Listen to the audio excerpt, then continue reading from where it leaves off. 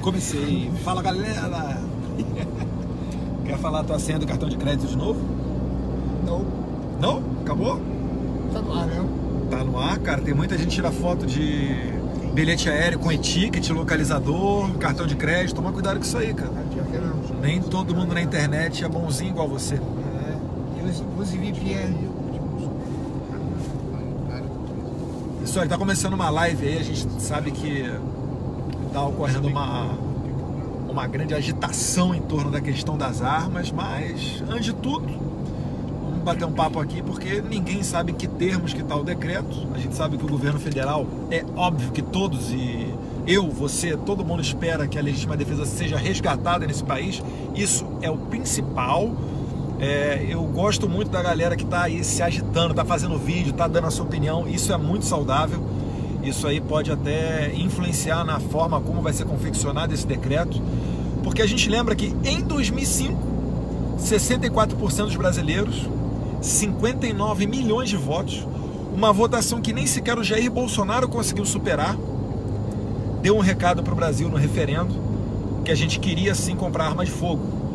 Eu particularmente, eu já tenho a minha, tá? Se eu fosse pensar só no meu umbigo aqui, um abraço, já estou satisfeito, já tenho a minha arma, tenho a possibilidade de segurança, mas para nós, como bons patriotas, isso daí não basta, né? A gente quer garantir a todo mundo. Uma sociedade saudável, ela tem que ter direito à legítima defesa. E a nossa sociedade, ela está doente, né? Ela está doente, ela está sendo massacrada. Não dá nem para dizer que a gente está em guerra, porque numa guerra os dois lados têm conflitos, os dois lados estão armados. No Brasil hoje, só um lado está armado, e você sabe muito bem que lado que é esse. Para vocês que não conhecem, deixa eu falar dos meus camaradas que estão aqui. Esse aqui é o Tony Eduardo, ele é empresário, é um cara que, na minha opinião, é um dos que mais entende de arma de fogo do Brasil.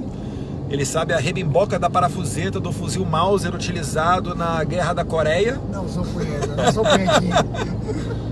Ali atrás, nosso amigo Sombras, Papa Charlie da Civil. E aqui atrás o Rafa, irmão do Tony, também lá do Clube 38. E fala, Tony, pô, conta pra gente aquela história que você falou, com 16 anos de idade, você participava de um campeonato, o que você ganhava no campeonato? Vamos refrescar a memória do brasileiro e vamos mostrar pra você que é jovem, que tem menos de 20 anos de idade, que já nasceu nesse meio desarmamentista, como é que era o Brasil antes e como é que eram os homicídios antes do Estatuto do Desarmamento e antes de 1997, quando o FHC deu o primeiro passo a favor do desarmamento. Como é que é essa história aí que você era moleque? Cara, início dos anos 90 ali, o tiro no Brasil, o Brasil sempre foi alvo de duras críticas, né, no que diz respeito a direitos, né, a grande confusão de direitos e privilégios, né. O brasileiro, ele quer se tornar um servidor público para ganhar privilégio e não para garantir direitos. E isso acontece em todas as castas. Como a gente sabe. Mas naquela época, não sei, a questão da arma, meu pai já reclamava e comentava muito, mas vou dar um exemplo para vocês. Comentei com o Duda, quando eu tinha acho que 16 ou 17 anos, participei de uma competição grande, acredito que era um Cone Sul, eram campeonatos que tinham acima de 100, cerca de 200 atletas competindo, tiro prático, e eu ganhei acho que com 17 anos, 16, por aí, cara, entre 15 e 17 anos. Que ano que era isso daí? 90 e pouquinho? Que ano que eu tinha essa idade, Rafa? Tu que é bom de matemática aí? Idade 17? 96. 96. Por aí, antes de 97. 98, não, antes de 97, muito bem lembrado. Então, antes de 97, então eu tinha 15 anos, exatamente, máximo 16 anos, exatamente. A época eu fui extremamente ativo, eu me lembro, a partir dos 11 até os 16, 17 no tiro prático. Enfim, eu ganhei uma pistola, um quadro que vinha uma pistola em breu recortada, sem as partes internas dela, mas era uma pistola de fato que vinha num quadro, para você expor, colocar na parede, colocar no escritório. Hoje em dia isso daí você vai preso, né? Peça de arma, né? Um carregador, uma mola, um ferrolho, qualquer coisa, você pode ser preso hoje, porque o Jesus do Armamento, ele não vê diferença entre uma peça de uma arma e a arma inteira. Eu com 16 anos de idade ganhava praticamente uma pistola, né, sem as partes internas, recortada no ferrolho, um desenho muito bonito, que era uma pistola em Bel, a medalha e esse troféu aí, essa pistola. Então, logo após veio a 9437 de Fernando Henrique Cardoso. A gente tem que sempre lembrar, né, que são todos amiguinhos e eles acordaram o desarmamento civil, então o Fernando Henrique preparou o terreno para Lula. Então em 97 primeira lei do desarmamento, que é a 9437, óbvio que mudou muita coisa, e a partir dali ladeira abaixo, né? No que diz respeito a direitos, privilégios só aumentaram. E deixa eu te falar, cara, uma coisa, as pessoas não sabem, gente, mas olha só, às vezes a pessoa ela entra na carreira policial, ela vai dar tiro durante a academia de polícia dela, a formação, e depois nunca mais dá tiro. Normalmente, eu falo até por experiência própria, né? Na PF lá treina quem quiser. É óbvio, vai ter o pessoal que vai querer ser operacional, vai querer entrar no COT, no CAOP, no GPI, etc. Mas a grande maioria nem sempre se interessa por arma de fogo, né? Muita gente às vezes até enxerga o concurso, a PF, que tem um salário razoável, vamos dizer assim, comparado com as outras polícias, até como um concurso trampolim. Mas enfim, o que eu quero dizer é o seguinte: uma pessoa que é atiradora, um competidor, ele às vezes ele dá num final de semana mais tiro do que você dá durante toda a sua carreira policial. Sim. Mais tiro do que, por exemplo, na PF, que é uma das melhores formações do Brasil, eu dei uns 1.200 tiros em torno de 5, 6 meses de academia, que é uma formação bacana. E, enfim, às vezes o cara vai treinar para ir para um campeonato, ele dá 1.000 tiros em um final de semana. É que a continuidade não existe, né, Duda? O problema não é igual o militar brasileiro, né? Então, você recruta lá, se bem que hoje nem isso mais tem, né? Tá uma vergonha tão grande. Mas o recruta, ele faz lá alguns meses do bootcamp, lá do recrutamento, na fase de recruta, onde ele fica lá comendo sangue de galinha, sofrendo, aquela coisa toda. E depois o resto da maioria do período dele de serviço militar obrigatório, ele não faz nada. Ele raspa a calçada e pinta meio fio. Então, esse é um resquício presente em todas as carreiras das armas brasileiras, seja as forças policiais ou militares. Você pode até treinar uma vez bastante, mas a continuidade é que conta. Seria como você ser um lutador de jiu-jitsu que treinou por 3 meses o dia inteiro e depois passou 20 anos sem treinar, né? E querer competir, 10 anos depois você querer competir na faixa preta no nível mais alto, que quando você anda não é igual andar de bicicleta, né? Você aprendeu a andar, daqui a 10 anos você pegar uma bicicleta, você vai andar de novo. Não é assim. Não, pegar uma bicicleta daqui a 10 anos e participar do Tour de France, né? Que quando você é um policial, é isso que você está fazendo. Você está armado, você vai participar sempre de um Tour de France. É um triatleta de alto nível. É o que a sociedade espera, né? Do sujeito armado. Quando você é militar, sendo treinado para a guerra, a sociedade espera que você é altamente treinado para defender os seus filhos, a sua família. Lógico que, infelizmente, a única força que de fato ainda treina um pouco, treina mais, né? Treina muito comparado com o resto, são os atiradores esportistas, né? Esses treinam, e como eu li um artigo uma vez de um grande policial americano, atirador, campeão de tiro, tem um branco o nome dele agora, o da mira lá, Xande.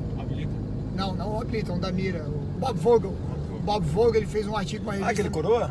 Não, Bob Vogel não, tá confundindo com o coroa da cintura. Não, Bob Vogel é novo. Bob Vogel não tem 40, deve ter 40. Tá, mas o que ele falou no artigo? O Bob Vogel, ele fez um artigo, ele é SWAT, ele é policial e atirador, né, esportista. Ele fez um artigo dizendo assim: ironicamente, meus colegas os competidores de tiro, menina de 15 anos que compete nas competições que eu estou, valoriza mais, né, o treinamento de tiro por um pedaço de metal, por um eventual pedaço de metal, né, falando da medalha, do que o meu colega no trabalho pela sua vida. Então ele fazendo uma crítica na cultura americana, aonde, diga-se de passagem, o policial americano é obrigado a passar por um qualify, né? Todo ano ele tem que mostrar que sabe utilizar arma, correndo risco de ser demitido se ele reprovar no qualify. Correndo risco não, ele vai ser demitido se ele reprovar.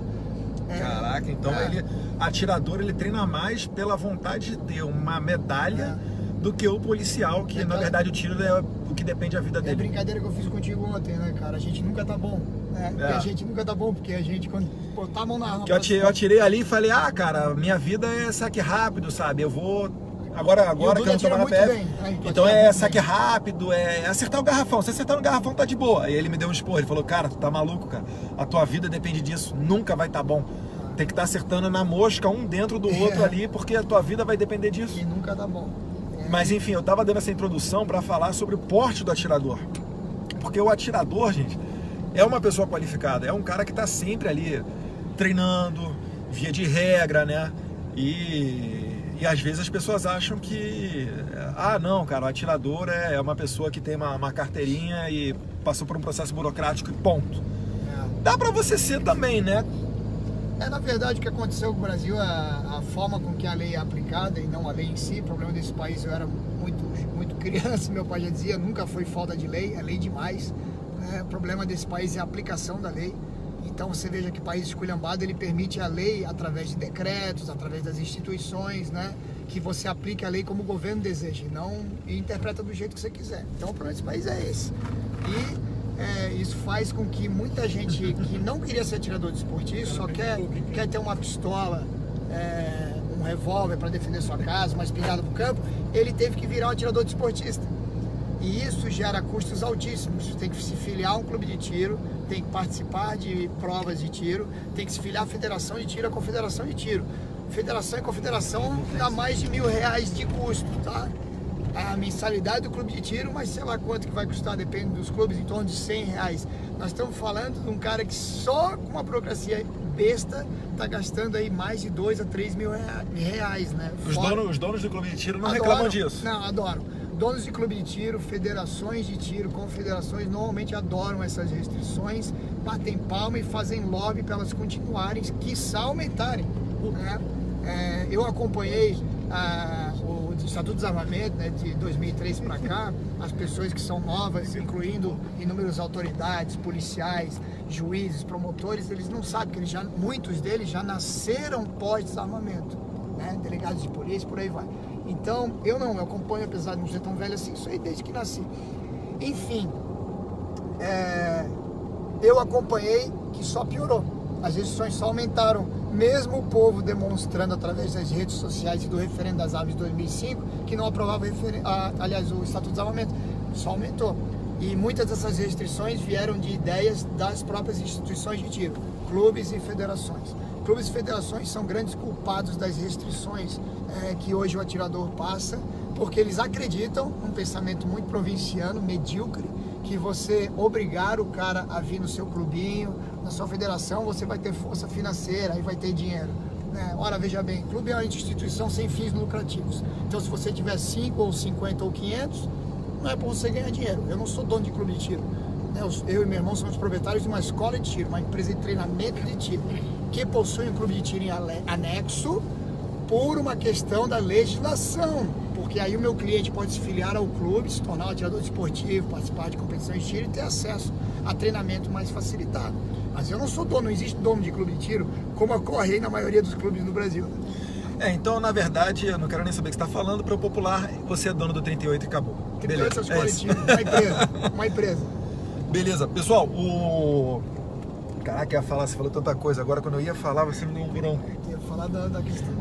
Então, o que o Tony falou aqui, mal comparando, é o seguinte, você que gosta de jogar um futebol, bater a sua pelada, imagina só, você vai bater a sua pelada, o Estado fala assim, calma aí, cara, você está contra a lei, você tem que estar federado, você tem que fazer parte de um clube para jogar o seu futebol.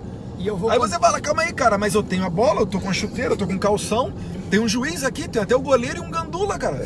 Não pode. Você só pode se você estiver afiliado a uma federação. Tem que ser federado. Tu fala, meu Deus. E eu vou controlar porque eu recebo influência de clubes e federações, eu vou controlar as vezes que você vai jogar tua pelada. Tem que ser tantas. Você tem que jogar 8 vezes no ano, senão você vai perder a sua carteirinha da federação. Cara, a gente ri, mas é isso aí. Muito cara, realmente é algo bizarro. O que eu fico pensando é o seguinte, às vezes, né, o que eu vejo algumas pessoas que estão assim, entre aspas, do nosso lado, o pessoal das armas, né, fica assim, não, mas olha só, tem que ter realmente um limite de armas, tem que ter aí, tem que ser aos poucos, porque senão pode causar, o povo pode ficar muito impressionado com uma abertura tão drástica a favor das armas. Gente, bizarro é você pagar ao Parlamento Nacional do seu país com mensalão, aprovar uma lei, fazer um referendo onde as pessoas digam não a essa lei e ainda assim você colocar adiante essa ideologia desarmamentista. Isso daí é que é o bizarro. Esses caras têm que ter vergonha disso. Quando uma pessoa vai fazer um debate em público sobre desarmamento, normalmente ou ela é ingênua, mas na maioria dos casos ela é mal intencionada. Porque desarmamento não tem a ver com segurança pública. Desarmamento tem a ver com controle da sociedade. Exatamente. Tanto que todos os ditadores, o que eles fazem? Primeira medida, desarmam o seu povo. O que o Lula fez? 2003, primeiro ano de governo Lula, o que ele fez? Desarmamento.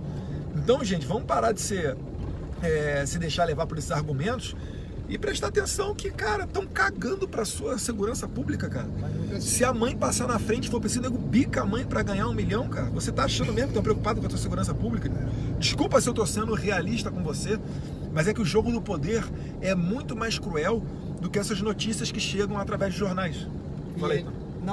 E o governo ele é muito esperto, né? O sistema é muito esperto, que ele cria sempre as castas e os privilégios. Então, você é deputado, você pode isso. Não, você é policial, você pode aquilo. Você, quanto mais livre e mais composto de cidadãos é um país, né? Como o país tem cidadão, ele tem direitos iguais, né? O Brasil só fala em direitos iguais, né? Uma mentira, na verdade, a gente tem os privilégios, né? Que são as classes, as castas. Então, se você é juiz, você pode. Se é promotor, você pode. Se você é policial, você pode isso, aquilo, outro. Ah, mas peraí, você é policial, mas você não é policial federal? Não, então arma importada você não pode, não. Você só pode isso aqui. Ah, você é praça da Polícia Militar? Ah, não, então sua categoria tá mais abaixo. Ah, você é vigilante? Cara, isso é um preconceito, cara. O cara trabalha com arma. É uma insanidade. Cara, o vigilante trabalha com arma. O praça da PM é o cara que mais manuseia uma arma de fogo, cara. O guarda municipal... Aí vai entrar num voo, o promotor pode entrar armado, o juiz pode entrar armado e o praça da PM não pode. O guarda municipal, né, vai diminuindo o calibre que ele pode usar. Isso é um preconceito legal, é um preconceito na lei. Como é que pode? Mas por que isso? Isso tudo tem porquê, né, cara? Por isso que dá meio que nojo, né? Porque estas classes, através de seus representantes, óbvio que a maioria das pessoas são fabulosas, a maioria do brasileiro é um povo fabuloso, mas essas classes, através de seus representantes, lutam por esses direitos específicos para se sentirem valorizados na marra. Então eu vou ganhar uma conquista. Por isso que eu tenho eu tenho desprezo a quem luta por exemplo, a questão do porte de arma específico. Ah, eu sou advogado. Porte de arma do advogado. Cara, quer falar isso agora. Ah, porte de arma do atirador. Não, porque eu sou atirador. Não. Porte de arma é do cidadão idôneo que cumpra os seus passos legais. Tá bom, a lei permite que calibre restrito só atirador possa adquirir no momento? Ok, então tá bom. Se quiser portar calibre restrito, tem que ser atirador, porque infelizmente a lei diz isso. Mas o cidadão comum, ele tem que ter o mesmo direito do atirador, do policial, do juiz, etc. Senão, que país é esse, cara? É um país de privilégios, cara. Exatamente, isso daí, cara, o que acontece? Eu sou favorável, é uma medida paliativa, né? Mas se vier um projeto lá falando de porte de advogados, cara, eu vou ser obrigado a votar favorável, porque assim, beleza, eu milito para que todo cidadão tenha. Mas se caiu no teu colo, você vota sim ou vota não? Cara, eu voto sim, porque eu sou a favor de que o maior número de pessoas tenham essas armas. Mas o pensamento do Tony aqui é perfeito nesse sentido, tanto que nos Estados Unidos, o cidadão ele tem muito mais liberdade para comprar armas do que um policial. O policial em determinados estados, ele vai trabalhar lá, vai fazer a patrulha dele lá nos Estados Unidos e fala, você não pode usar isso, não pode usar isso, não pode usar aquilo. Inclusive Taurus, né? Alguns estados é proibido. Mas enfim, esquece. Enfim, a ideia é a contrária, porque lá na independência americana, no final do século XVIII, o que os Founding Fathers fizeram logo depois da Constituição? O que o George Washington fez?